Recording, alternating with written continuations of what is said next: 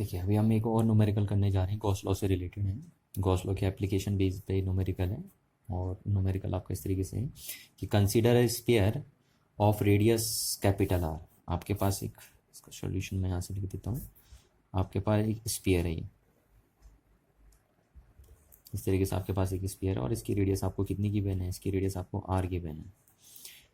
तो sphere of radius R with charge density distributed as, और उसकी जो चार्ज डेंसिटी है ना, आपको पता है सिग्मा क्या, ये रो क्या होता है, रो होता है charge per unit volume, volume charge density होती है।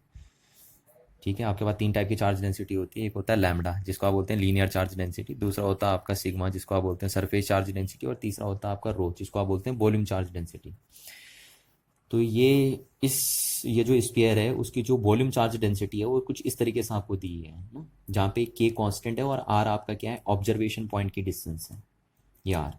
तो जैसे जैसे आप देख रहे हो कि ऑब्जर्वेशन पॉइंट की डिस्टेंस चेंज होते जा रही है, तो वैसे वैसे वॉल्यूम चार्ज डेंसिटी क्या होती जा रही है, चेंज होती जा रही है। यानी कहने का मतलब है इस स्फीयर के ऊपर जो चार्ज का डिस्ट्रीब्यूशन है वो यूनिफॉर्म नहीं है, ध्यान रखना है ना। जब आर कम है तो चार्ज डेंसिटी कम है, यानी आर कम है, ये आर कम है, ऑब्जर्वेशन पॉइंट है, जैसे देखिए दूर जाते रहेगा ये, तो यहाँ पे तो ऑब्जर्वेशन पॉइंट की डिस्टेंस बहुत कम है, तो यहाँ पे चार्ज कम है, देखिए ये कम है चार्ज, ऐसे बहुत कम चार्ज है। और जैसे जैसे आप दूर जाते रहेंगे, ये देखिए, तो जैसे जैसे आप दूर जाते रहेंगे तो वहाँ पे चार्ज डेंसिटी हाई होती रहेगी, इस तरीके से ये तो चार्ज डेंसिटी हाई होती रहेगी इस तरीके से। ठीक, तो चार्ज का डिस्ट्रीब्यूशन इस स्फीयर के ऊपर क्या नहीं है, यूनिफॉर्म नहीं है, यानी नॉन यूनिफॉर्मली चार्ज स्फीयर है आपके पास है। और इसकी चार्ज डेंसिटी का जो वेरिएशन है ऑब्जर्वेशन पॉइंट की डिस्टेंस के साथ, वो इस तरीके से वेरी हो रहा है, यहाँ पे के कांस्टेंट है। और कहाँ तक वेरी हो रहा है, स्फीयर की रेडियस तक वेरी हो रहा है। ठीक है, और इस जैसी ऑब्जर्वेशन पॉइंट की डिस्टेंस रेडियस से बड़ी हो जा रही है तो चार्ज डेंसिटी कितनी हो जा रही है, जीरो, यानी इसके बाद कोई चार्ज का डिस्ट्रीब्यूशन नहीं कहीं पे भी, है ना। अब हमें क्या कह रहा है, तो यानी हमें दे रखा है एक नॉन यूनिफॉर्मली चार्ज स्फीयर, और जिसका चार्ज का डिस्ट्रीब्यूशन ऐसे हो रखा है, इस तरीके से हो रखा है। कहाँ तक हो रखा है, up to a radius of the sphere तक हो रखा है। और कह रखा है कि find the electric field at all points R. तो हमें क्या पता करना है कि सारे पॉइंट पे आर, अलग अलग केस में लेने, आर पॉइंट पे इलेक्ट्रिक फील्ड कैलकुलेट करना है due to this non uniformly charge sphere. तो हमें अलग अलग केस में कैलकुलेट करना है। तो पहला पॉइंट हम ये ले लेते हैं, जैसे ये पॉइंट पी है ना, आउटसाइड पॉइंट, और देखते हैं कि यहाँ पे ये नॉन यूनिफॉर्मली चार्ज स्फीयर कितना इलेक्ट्रिक फील्ड बनाएगा। फिर हम देखेंगे इस सरफेस पे ये नॉन यूनिफॉर्मली चार्ज स्फीयर कितना इलेक्ट्रिक फील्ड बनाएगा। और फिर तीसरा केस देखेंगे, हम अंदर को एक पॉइंट ले लेंगे इस स्फीयर के, और वहाँ पे देखेंगे कि ये नॉन यूनिफॉर्मली चार्ज स्फीयर कितना इलेक्ट्रिक फील्ड बनाएगा। तो पहला केस हमारा ये है, फर्स्ट केस हम ले लेते हैं, electric field outside the sphere, outside the sphere, sphere के आउटसाइड में इलेक्ट्रिक फील्ड कैलकुलेट करता हूँ। और यहाँ पे क्या होगा, जो ऑब्जर्वेशन पॉइंट की डिस्टेंस है, ये सेंटर ले लेता हूँ मैं, तो ऑब्जर्वेशन पॉइंट की डिस्टेंस हम स्मॉल आर ले लेते हैं यहाँ से। ठीक है, ऑब्जर्वेशन पॉइंट की डिस्टेंस सेंटर के, स्फीयर के सेंटर से कितनी ले लेते हैं, आर ले लेते हैं। तो जो आर है हमारा वो कैपिटल आर से बड़ा है। पहला केस ये कैलकुलेट कर लेते हैं, वो कह रहा है ना ऑल द केसेस में फाइंड आउट करो इलेक्ट्रिक फील्ड।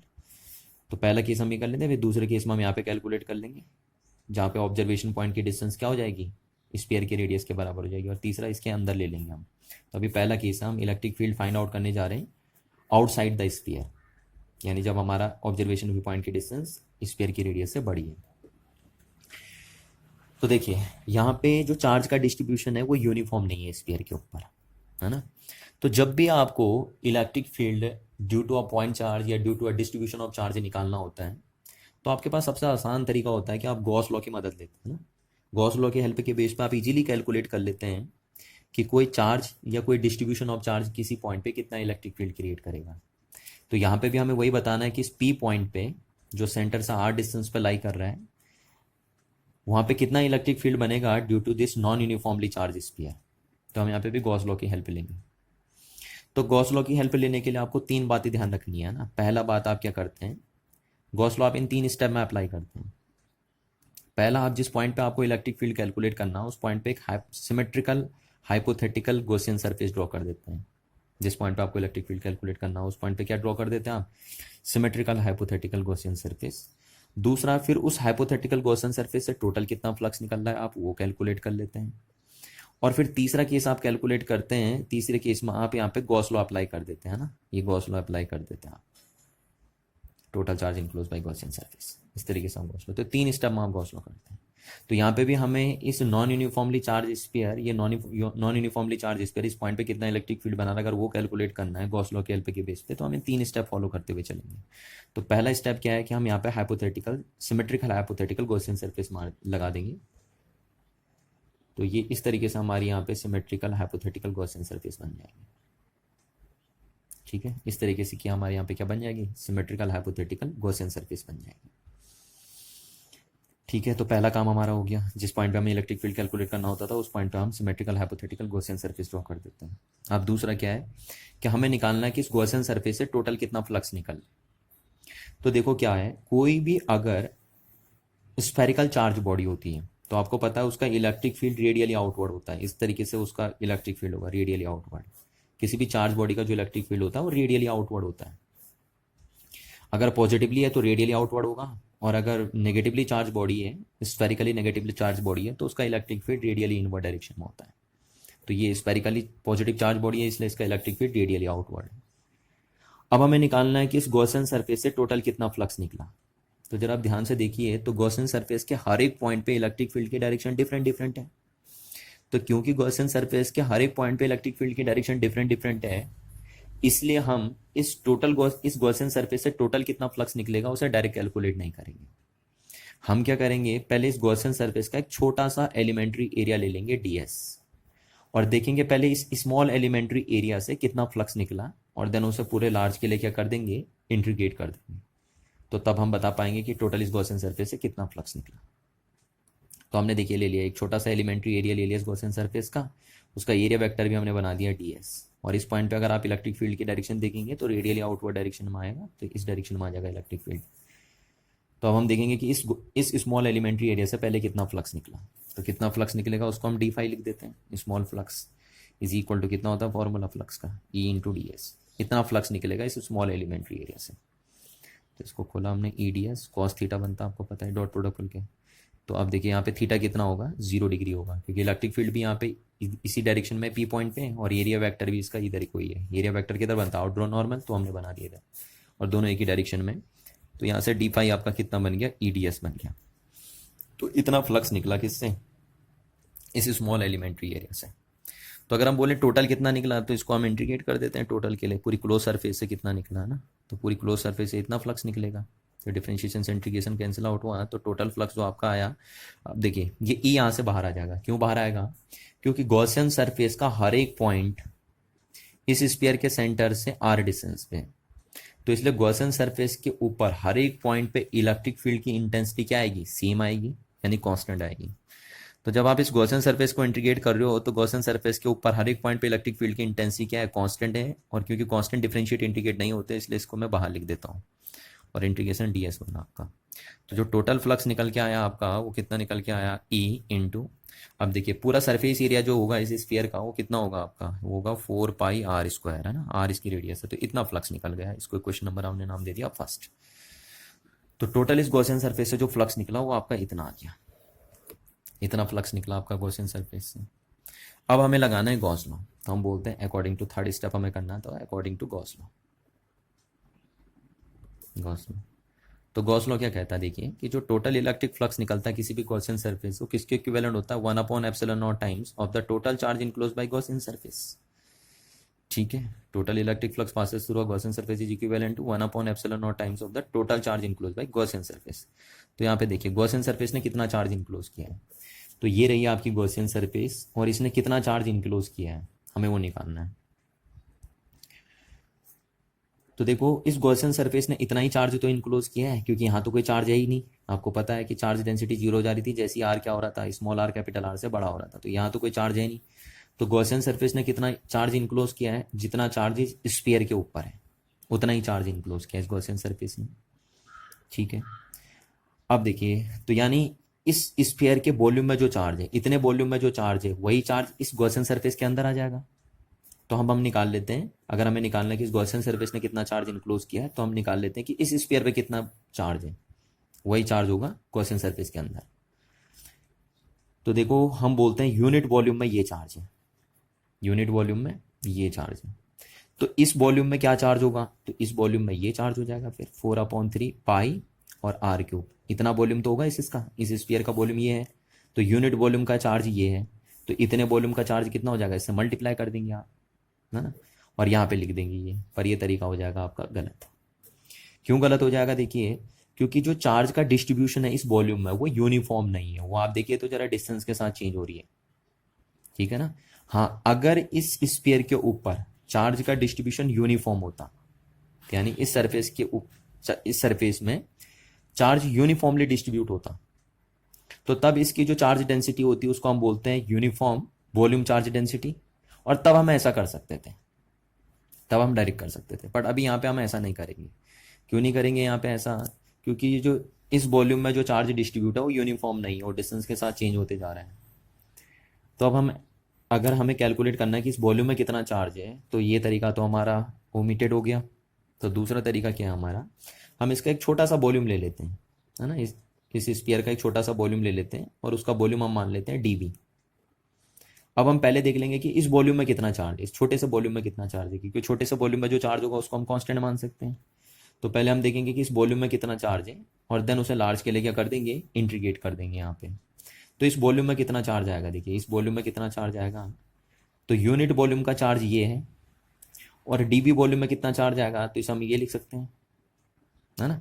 और ये देखिए, तो इस वॉल्यूम में जो चार्ज आएगा वो इतना आएगा, और यहाँ पे हम इसे कांस्टेंट मान सकते हैं। क्यों कांस्टेंट मान सकते हैं, क्योंकि छोटा सा वॉल्यूम और छोटे से वॉल्यूम में ये हम कांस्टेंट मान सकते हैं, रो, छोटे से वॉल्यूम में हम इसे क्या मान सकते हैं, कांस्टेंट मान सकते हैं। पूरे वॉल्यूम में कांस्टेंट नहीं मानेंगे, पूरे वॉल्यूम में उसकी वैल्यू चेंज हो रही है, पर इस छोटे से वॉल्यूम में इसकी वैल्यू हम क्या मान सकते हैं, कांस्टेंट मान सकते हैं। तो इस छोटे से वॉल्यूम में कितना चार्ज आया, यूनिट वॉल्यूम का चार्ज ये है, तो इस वॉल्यूम में कितना चार्ज आएगा, इतना चार्ज आ जाएगा, तो इतना चार्ज आ गया इस वॉल्यूम में। पर हमें इतने वॉल्यूम में चार्ज नहीं निकालना था, हमें तो निकालना था इस पूरे वॉल्यूम में कितना चार्ज है। तो देन हम इसे लार्ज के लिए इंटीग्रेट कर देंगे, और कहाँ से कहाँ तक आएगा ये वॉल्यूम, 0 से लेकर R तक, तो 0 से लेकर R तक हम इसे इंटीग्रेट कर देंगे, ठीक है। अब यहाँ पे हम वैल्यू पुट करते हैं, तो 1/ε0, और देखिए इसकी वैल्यू अगर हम यहाँ पुट करते हैं तो 0 to R, और रो की वैल्यू क्या है, रो की वैल्यू आपकी K × R, तो K × R × dV। अब आप जरा गौर करिए, तो यहाँ पे आप जरा देखो, तो डिस्टेंस का ये फंक्शन है ना, डिस्टेंस की रिस्पेक्ट में लिमिट यहाँ किसकी चढ़ी है, डिस्टेंस की, और यहाँ आप इंटीग्रेशन किसका कर रहे हो, वॉल्यूम का कर रहे हो। तो एक तरीके से बात हजम नहीं हो रही है, वॉल्यूम के रिस्पेक्ट में इंटीग्रेशन हो रहा है और लिमिट चढ़ी है डिस्टेंस की। तो या तो आप डिस्टेंस को वॉल्यूम बनाइए या वॉल्यूम को डिस्टेंस में कन्वर्ट करिए। तो हम क्या करते हैं, हम ऐसा फॉर्मूला देखते हैं जो वॉल्यूम को डिस्टेंस और डिस्टेंस को वॉल्यूम में कन्वर्ट करता हूँ। तो हम देखेंगे यहाँ पे, देखिए सिंस हमारे पास क्या है, इस गॉसियन सरफेस का वॉल्यूम कितना होगा, तो वॉल्यूम होगा 4/3 πr3। अब देखो इस फॉर्मूले के बेस पे हम वॉल्यूम को डिस्टेंस और डिस्टेंस को वॉल्यूम में कन्वर्ट कर सकते हैं, क्योंकि यहाँ पे मैंने क्यों कहा, यहाँ पे ये क्यों लिया हमने, क्योंकि यहाँ पे परेशानी आ रही थी, देखिए वॉल्यूम के रिस्पेक्ट में इंटीग्रेशन हो रहा है और चेंज डिस्टेंस हो रही है यहाँ पे। तो या तो हम डिस्टेंस को वॉल्यूम बनाएंगे, वॉल्यूम को डिस्टेंस बनाएंगे। अब क्योंकि हमने लिमिट डिस्टेंस की चढ़ाई है, इसलिए हम वॉल्यूम को डिस्टेंस में कन्वर्ट करेंगे। तो इसको हम डिफ्रेंशिएट कर देते हैं, है ना, क्योंकि हमें डी भी लाना है, तो डिफ्रेंशिएट कर देते हैं किसके रिस्पेक्ट में, आर के रिस्पेक्ट में। तो कितना हो जाएगा, देखिए 4/3 पाई का तो डिफ्रेंशिएशन होगा नहीं, और d/dr किसका डिफ्रेंशिएशन होगा, फिर r³ का डिफ्रेंशिएशन होगा, कांस्टेंट डिफ्रेंशिएट नहीं होते ना। तो अब आपको पता होना चाहिए, देखिए ये फॉर्मूला आपको पता होना चाहिए कि dr⁴n/dr का फॉर्मूला क्या होता है, r⁴n का डिफ्रेंशिएशन r के रिस्पेक्ट में कितना होता है, nr⁴n-1 होता है ना, ये फॉर्मूला है। तो dv/dr कितना हो जाएगा आपका, dv/dr हो जाएगा आपका 4/3 पाई, और ये आपका आ गया, देखो r⁴3, तो यहाँ पे अगर r⁴ हम 3 रखेंगे तो यहाँ कितना आएगा 3, और r और 3-1 तो 2, तो यानी r⁴3 का डिफ्रेंशिएशन कितना हो जाएगा 3r²। इस 3 से 3 कट गया, तो यहाँ से dv कितना आ गया आपका, यहाँ से आपका आ गया dv = 4 πr², इतना आ गया dv। अब इसी dv की वैल्यू हम यहाँ पुट कर देते हैं, इस इक्वेशन में पुट कर देते हैं dv की वैल्यू। तो अगर हम dv की वैल्यू यहाँ से इस इक्वेशन में पुट कर दें, तो देखिए हमारे पास क्या आएगा। अगर हम यहाँ से dv की वैल्यू इस इक्वेशन में पुट कर दें, तो हमारे पास रिजल्ट ये आएगा। देखिए यहाँ पे मैं लिख देता हूँ इस चीज़ को, कि हमारा φt कितना आया, यह है 1/ε0 0 to r, ठीक है, और ये है k r, और dv की वैल्यू कितनी आ गई हमारी 4 πr²। तो dv के सामने मैंने कितना रख दिया 4 πr², और इनटू देखो ये क्या आएगा dv, और ये dr उधर चले जाएगा तो ये dr भी आ जाएगा, तो ये dr आया है ना। तो dv की वैल्यू इतनी आ गई, तो यहाँ पे मैंने डीबी के सामने इतना पुट कर दिया। देखिए डीबी के सामने कितना पुट कर दिया, 4πr² into D R put कर दिया ये। तो अब देखो, अब हमारा काम आसान हो गया। क्या काम आसान हुआ हमारा कि अब चेंज लिमिट भी डिस्टेंस की चढ़ी है और इंटीग्रेशन भी डिस्टेंस के रिस्पेक्ट में हो रहा है।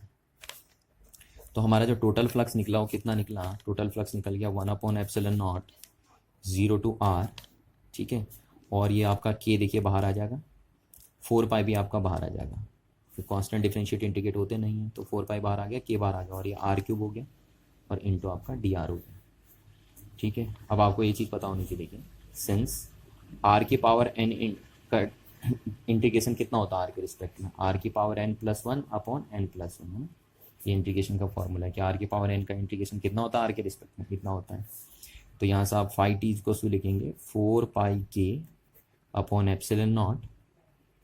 बार की पावर क्यूब का इंटीग्रेशन क्या होगा, r की पावर 4/4 और 0 टू r, ये लिमिट चल जाएगी आपके यहाँ पे। तो फाई टी हो जाएगा आपका, देखिए 4 से 4 कैंसिल आउट हो गया, तो πk/ε0।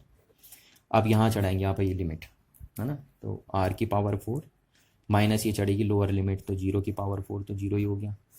तो टोटल फ्लक्स जो आपका आया वो आया आपका πk/ε0 और r की पावर 4। अब देखिए, अब आप क्या करते हैं, ये फ्लक्स की वैल्यू आपने निकाली थी, क्वेश्चन नंबर फर्स्ट हो गई, और यहाँ से आपने देखा था कि टोटल फ्लक्स आपका कितना निकल के आया था क्वेश्चन फर्स्ट में, 4πr² निकल के आया था। तो जो टोटल फ्लक्स है वो आपका E इंटू 4πr² निकल के आया था, ये यहाँ से क्वेश्चन फर्स्ट से। तो इक्वल टू हम रख देते हैं πk/ε0 और इंटू r की पावर 4। देखिए पाई से पाई भी कैंसिल आउट हो गया, तो जो आपका E निकल के आया वो कितना निकल के आया, पाई तो कैंसिल आउट हो गया, तो आपका निकल के आया k/ε0 r की पावर 4/r²। इतना इलेक्ट्रिक फील्ड निकल के आया आपका, है ना, k r की पावर 4 अपॉन, और ये आपका 4 भी आ गया, सॉरी ये 4 भी आ गया, तो इतना इलेक्ट्रिक फील्ड बनेगा, ठीक है। तो ये जो नॉन यूनिफॉर्मली चार्ज स्फीयर है, ये अपने से r डिस्टेंस पे आउटसाइड पॉइंट पे कितना इलेक्ट्रिक फील्ड बनाएगी, इस पॉइंट पे बनाएगी इतना इलेक्ट्रिक फील्ड। और ये फील्ड क्योंकि आउटवर्ड डायरेक्शन में होगा, तो इसलिए मैंने r कैप यहाँ पे यूनिट वेक्टर यूज़ कर लिया, इस डायरेक्शन में होगा। तो यहाँ पे भी कितना बनेगा, यहाँ पे भी इधर बनेगा, इस डायरेक्शन में बनेगा, यहाँ पे भी इतना ही बनेगा। तो कोई भी नॉन कंडक्टिंग बॉडी अपने से r डिस्टेंस पे आउटसाइड पॉइंट पे ये वाली बॉडी इतना इलेक्ट्रिक फील्ड बनाएगी, ना, कोई भी नहीं, ये वाली बॉडी, ये नॉन कंडक्टिंग चार्ज बॉडी इस r पॉइंट, इस p पॉइंट पे जो r डिस्टेंस पे सिचुएटेड है, इतना इलेक्ट्रिक फील्ड क्रिएट करेगी। अब देखिए, अब हमें दूसरा केस निकालना होता था कि सरफेस पे कितना बनेगा, है ना, यहाँ पे कितना बनाएगी ये। तो कुछ नहीं करना आपको, देखो सरफेस में क्या होगा कि ये पॉइंट यहाँ पे आ जाएगा और फिर सारा काम यही रिपीट होगा, जैसे मैंने किया था, ये पॉइंट बस यहाँ आ जाएगा। तो अगर हम इसी फॉर्मूले में स्मॉल r को क्या रख देते हैं, कैपिटल R रख देते हैं, तो हम सरफेस के लिए निकल आएंगे, है ना। तो फोर सरफेस के लिए क्या होगा, फोर सरफेस के लिए हम क्या कर देंगे कि स्मॉल r को किसके बराबर रख देंगे, कैपिटल R के बराबर रख देंगे। तो E कितना हो जाएगा, E सरफेस पे कितना आ जाएगा, ये तो आउटसाइड था, आउटसाइड इतना आया था, तो सरफेस पे कितना आ जाएगा, k/4ε0 और r की पावर 4/r², है ना। ये इसके सामने हम कैपिटल R रख देंगे इंटू r कैप, वहाँ पे भी रेडियली आउटवर्ड जाएगा बाहर, तो ये तो पावर कट गई। तो E ऑन सरफेस कितना बन जाएगा, k/4ε0 और ये r², इतना इलेक्ट्रिक फील्ड बन जाएगा सरफेस पे। अब तीसरा केस क्या है कि तीसरा केस अगर आपको यहाँ पे निकालना है ना, इनसाइड पॉइंट पे निकालना, जैसे इस पॉइंट पे निकालना आपको, तो इस केस को मैं नहीं कर रहा, इस केस को आप ही करेंगे कोई। सिमिलरली ऐसे ही करना, बस देखो कैसे करें, मैं आपको हिंट दे देता हूँ कि ये पॉइंट यहाँ पे आएगा, तो आप यहाँ पे हाइपोथेटिकल गॉसियन सरफेस ड्रॉ करेंगे, है ना। तो ये स्मॉल r रेडियस का हो जाएगा, फिर सेम दैट वो सब यही चीज़ होगी, यहाँ पे फ्लक्स इतना ही निकलेगा। बस यहाँ पे आपको ध्यान रखना थोड़ा सा, यहाँ पे कि जो आप टोटल फ्लक्स निकलेगा इस गॉसियन सरफेस से, वो 0 से r तक इंटीग्रेट नहीं करना। अब आपको इसको कहाँ से कहाँ तक इंटीग्रेट करना, अब 0 से स्मॉल r तक, तो यहाँ पे 0 से स्मॉल r आ जाएगा, फिर बस इतना आएगा बस चेंजेस, बाकी सारा काम वही करना आपको, है ना। तो आप ये सारी चीज़ें रिपीट कर सकते हो, और सारी चीज़ रिपीट करके सिमिलरली ऐसे ही करना है, और सेम यही डेरिवेशन आप रिपीट करके यहाँ पे इलेक्ट्रिक फील्ड पता कर सकते हो कि यहाँ पे इलेक्ट्रिक फील्ड कितना बनाएगा। अब नेक्स्ट क्वेश्चन देखते हैं, और एनसीईआरटी से लिया है मैंने क्वेश्चन नंबर 29।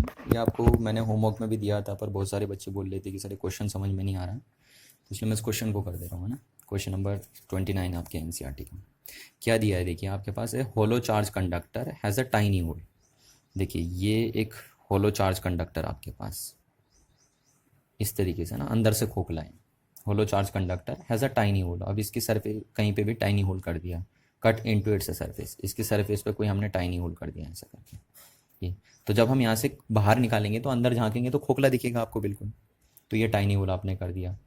कह रहा show that the electric field in the hole, तो इस होल पे जो इलेक्ट्रिक फील्ड बनेगा ना, जैसे ये देखिए ये सरफेस थी हमारी और यहाँ पे मैंने होल कर दिया, ये छोटा सा होल कर दिया ऐसे करके, जैसे ये सरफेस थी और इस सरफेस पे यहाँ पे होल कर दिया है बीच में। तो इस होल पे कह रहा है जो इलेक्ट्रिक फील्ड बनेगा होल, तो यहाँ पे जो होल बनेगा उस पे जो इलेक्ट्रिक फील्ड बनेगा वो इतना बनेगा, सिग्मा अपॉन 2 एप्सिलॉन नॉट बनेगा।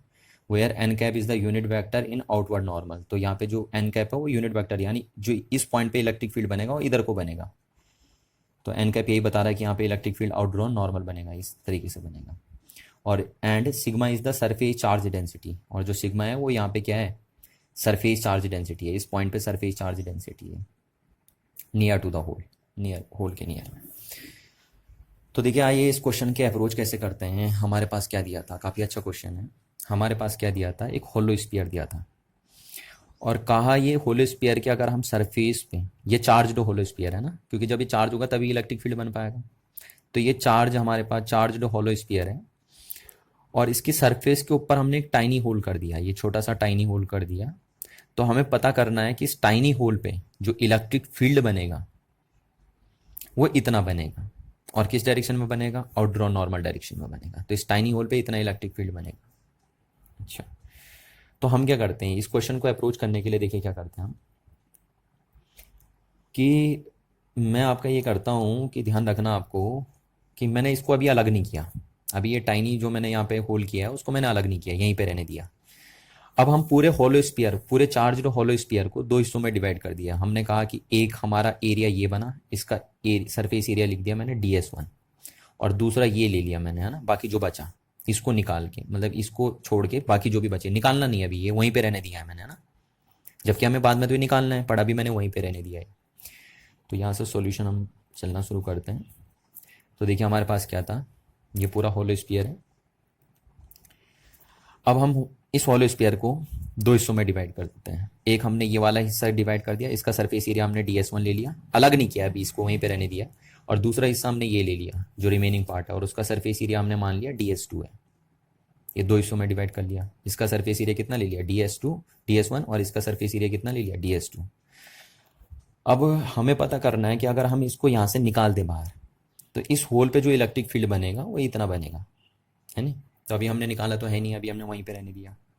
अब हम क्या करते हैं, एक पॉइंट ये कंसीडर कर लेते हैं, जस्ट इसकी सरफेस के ऊपर एक पॉइंट मैं कंसीडर कर देता हूँ। इस सरफेस के ऊपर एक पॉइंट कंसीडर कर दिया, यहाँ पे कर दिया मैंने पॉइंट कंसीडर, ठीक है, यहाँ पे कर दिया, यहीं पे कर दिया मैंने पॉइंट कंसीडर x। इसकी सरफेस के ऊपर एक पॉइंट कंसीडर कर दिया मैंने x, ठीक है। यहाँ पे ये ले लिया मैंने, जस्ट ये यहीं पे है, इसके सरफेस के ऊपर ही है। वो मैंने यहाँ पे इसलिए दिखाया ताकि आपको सारी चीज़ें यहीं पे होंगी तो बिल्कुल एकदम पक जाएगी खिचड़ी, है ना। सरफेस के ऊपर, जैसे ये सरफेस है तो जस्ट यहीं पे लिया वो पॉइंट, तो ये जस्ट सरफेस के ऊपर एक पॉइंट ले लिया मैंने x, ठीक। अब मैं देखता हूँ कि पहले ये जो चार्ज्ड ये जो सरफेस एरिया बना, इसका जो सरफेस एरिया बना, तो ये जो सरफेस है इसके पास जो चार्ज है वो इस पॉइंट पे सपोज इलेक्ट्रिक फील्ड बना रही है E1, और किस डायरेक्शन में बनाएगी, इसको हम पॉजिटिवली चार्ज मान लेते हैं। अगर सारी बॉडी को हम मान लेते हैं कि पॉजिटिवली चार्ज है, सारी की सारी बॉडी ना पॉजिटिवली चार्ज है, तो ये वाला जो सरफेस एरिया बना और इस पे जो चार्ज है वो इस x पॉइंट पे सपोज इलेक्ट्रिक फील्ड बनाता है E1, और किधर को बनाएगा, क्योंकि पॉजिटिवली चार्ज है तो आउटवर्ड डायरेक्शन में बनाएगा, तो इधर इस डायरेक्शन में मैंने मान लिया कि E1 बनाया। तो ये E1 क्या है, E1 है electric field at point x due to ds1 surface charge, ds1 surface charge, कि ds1 सरफेस पे जो चार्ज था उसने x पॉइंट पे जो इलेक्ट्रिक फील्ड बनाया वो E1 बनाया, और किस डायरेक्शन में बनाया, इस डायरेक्शन में बनाया। और मैं आपसे बार बार कह रहा हूँ कि जो x पॉइंट है बिल्कुल यहीं पे, हाँ, इसी के सरफेस के ऊपर है। और हमने बस फिगर को आसानी से समझाने के लिए थोड़ा सा दूर बना दिया उसे हटा के। अच्छा, अब बाकी कौन सा चार्ज बचा, तो इस सरफेस का चार्ज बचा बाकी, है ना। ये सरफेस का चार्ज तो ये सरफेस का चार्ज बचा है। अब ये सरफेस चार्ज, यानी जो चार्ज इस सरफेस पे फैला है ds2 सरफेस पे, ये रिमेनिंग सरफेस पे जो फैला है, वो सपोज इस x पॉइंट पे इलेक्ट्रिक फील्ड बना रहा है E2, क्या बना रहा है, E2, और किस डायरेक्शन में बनाएगा, क्योंकि पॉजिटिवली चार्ज है तो वो भी इधर को बनाएगा ना। आप चाहो तो नेगेटिवली भी ले सकते थे, नेगेटिव में अंदर को आ जाते, बस ये होता, तो E2 बनाया। तो ये जो हम बोलते हैं कि E2 क्या है, E2 है electric field at point X due to DS2 surface charge, कि DS2 सरफेस पे जो चार्ज है उसने X पॉइंट पे जो इलेक्ट्रिक फील्ड बनाया वो किधर बनाया, इधर बनाया, और कितना बनाया, E2 बनाया। हम ये कंसीडर करके चल लेते हैं। तो जो नेट इलेक्ट्रिक फील्ड बना X पॉइंट पे वो कितना बना, E1 प्लस E2, इतना इलेक्ट्रिक फील्ड बन गया नेट पॉइंट पे। ठीक है, X पॉइंट पे नेट इलेक्ट्रिक फील्ड इतना बन गया आपका। अब देखिए X पॉइंट कहाँ है, जस्ट सरफेस के ऊपर ही है, मैंने आपसे कहा ये X पॉइंट बिल्कुल इसके सरफेस के ऊपर ही है। तो X पॉइंट पे नेट इलेक्ट्रिक फील्ड ये है। अब मैंने आपको एक डेरिवेशन करवाया था, और उस डेरिवेशन में मैंने आपको क्लियरली एक बात बताई थी कि कोई भी अगर किसी भी टाइप की जो चार्ज बॉडी होती है, चाहे वो यूनिफॉर्म शेप की है या नॉन यूनिफॉर्म शेप की है, यानी रेगुलर शेप की है, इरेगुलर शेप की है, तो किसी भी चार्ज बॉडी की सरफेस के ऊपर जो इलेक्ट्रिक फील्ड की वैल्यू होती है वो होती है सिग्मा अपॉन एप्सिलॉन नॉट, है ना। और अगर बॉडी रेगुलर शेप की है तो ये यूनिफॉर्म चार्ज डेंसिटी हो जाती है, और अगर इरेगुलर शेप की है तो ये लोकल चार्ज डेंसिटी बोली जाती है। ठीक है, तो किसी भी चार्ज बॉडी की सरफेस पे जो इलेक्ट्रिक फील्ड बनता है नेट, वो इतना बनता है। तो ये देखिए, ये जो X पॉइंट है ये भी तो चार्ज बॉडी की सरफेस पे ही है, तो यहाँ पे भी इसलिए नेट इलेक्ट्रिक फील्ड कितना बनेगा, सिग्मा अपॉन एप्सिलॉन नॉट, क्योंकि हम जानते हैं यहाँ पे, चाहे तो आप लिख लीजिए कि since electric field at the surface of a charge body, किसी भी चार्ज बॉडी की सरफेस पे जो इलेक्ट्रिक फील्ड बनता हो कितना बनता है, सिग्मा अपॉन एप्सिलॉन नॉट। तो वहां से मैंने लिख दिया, क्योंकि X पॉइंट सरफेस के ऊपर ही है तो वहां पे इलेक्ट्रिक फील्ड इतना बनेगा, is equal to E1 plus E2। ठीक है, अब जरा ध्यान से देखो, तो हमें क्या है, ये जो E2 इलेक्ट्रिक फील्ड है ना, वो इस वाले सरफेस पे जो चार्ज है उसने बनाया है इस X पॉइंट पे, और E1 कौन सा है, इस सरफेस चार्ज ने जो इलेक्ट्रिक फील्ड बनाया हुआ है। अब हम अगर होल करके इसे बाहर निकाल देंगे, इससे अगर हम बाहर निकाल देंगे यहां से, तो यहां पे जो इलेक्ट्रिक फील्ड बचेगा इस X पॉइंट पे, वो ड्यू टू सिर्फ इस चार्ज की वजह से बचेगा, इस सरफेस पे जो चार्ज है उसकी वजह से बचेगा टोटल फील्ड, और वो कितना है, E2 है। और यही तो हमें निकालना है कि अगर हम इसको यहां से बाहर निकाल देते हैं तो इस पॉइंट पे जो नेट इलेक्ट्रिक फील्ड बचेगा वो इतना बचेगा, यही हमें प्रूफ करना है। तो जब हम इसे अगर यहां से बाहर निकाल देंगे तो इस पॉइंट पे जो इलेक्ट्रिक फील्ड बनाएगा वो कौन बनाएगा, वो सिर्फ वो चार्ज बनाएगा जो इस सरफेस एरिया पे है, और इस सरफेस एरिया का चार्ज यहाँ पे कितना इलेक्ट्रिक फील्ड बना रहा है, E2 इलेक्ट्रिक फील्ड बना रहा है। यानी हमें यही पता करना है कि ये जो सरफेस चार्ज है वो इस पॉइंट पे कितना इलेक्ट्रिक फील्ड बना रहा है, यही हमें निकालना है, E2। तो E2 इज इक्वल टू क्या हो गया आपका, sigma upon epsilon not minus E1, है ना। क्यों E1 माइनस कर दिया हमने, क्योंकि E1 तो हम बाहर निकाल देंगे ना, E1 को हम बाहर निकाल देंगे, वही तो कह रहा हूँ, वो बाहर निकाल दिया ही, तो होलो कर दिया तुमने वहाँ पे। अभी तो मैंने ये यहाँ पे रखा हुआ है ये, पर जब आप इसे बाहर निकाल दोगे तो यहाँ पे होलो हो जाएगा, और होलो हो जाएगा तो यहाँ पे क्या होगा, यानी जो टोटल इलेक्ट्रिक फील्ड है उसमें से ये निकाल देंगे हम, माइनस कर देंगे E1 को, तो यहाँ पे जो इलेक्ट्रिक फील्ड बचेगा और ड्यू टू उस चार्ज के बचेगा जो इस सरफेस पे डिस्ट्रीब्यूटेड है, तो ये निकल आया। ठीक है, अब हम क्या करेंगे देखिए, और मैं कह रहा हूँ X पॉइंट जस्ट इसी के ऊपर है यहाँ पे। अब इस इक्वेशन में देखिए, ये अननोन हो गया और ये अननोन हो गया, दो अननोन वेरिएबल हो गए। अब एक इक्वेशन में अगर दो अननोन वेरिएबल हैं तो हमें यहाँ से पता नहीं चलता, तो हमें एक इक्वेशन और बनानी पड़ती है जस्ट, है ना।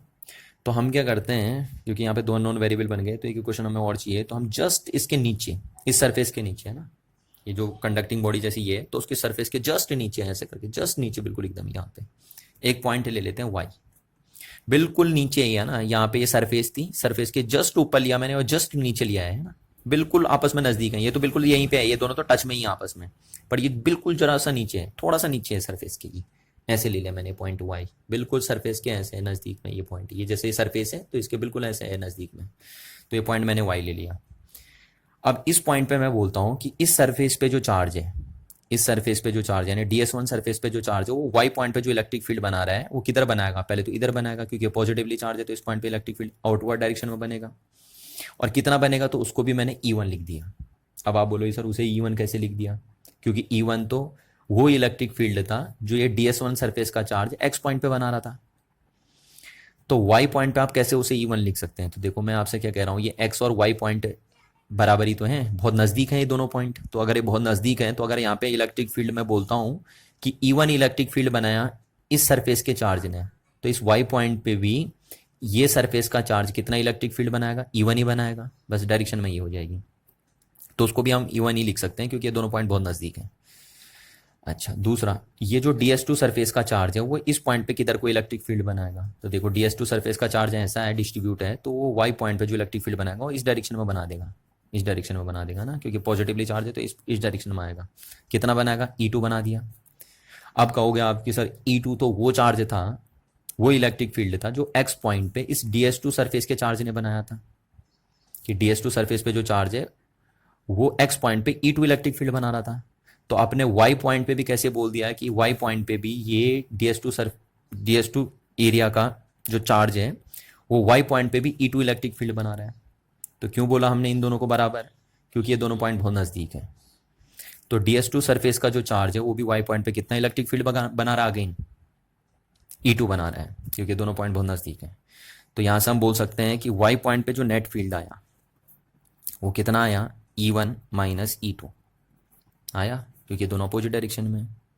अब देखिए, क्योंकि ये वाई पॉइंट कहाँ है, Y point is just inside the body है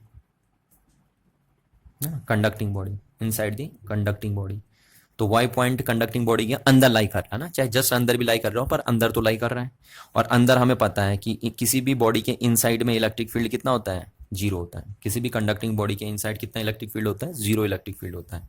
तो यहाँ से हम बोलेंगे क्योंकि वाई पॉइंट इनसाइड लाई कर रहा था, इसलिए यहाँ नेट फील्ड कितना हो जाएगा, जीरो हो जाएगा। और यहाँ से क्या आया, E1 माइनस E2। तो यहाँ से आपका क्या आ गया, E1 इज इक्वल टू क्या आ गया, E2 आ गया। तो एक क्वेश्चन नंबर हो गई सेकंड, एक क्वेश्चन नंबर हो गई फर्स्ट।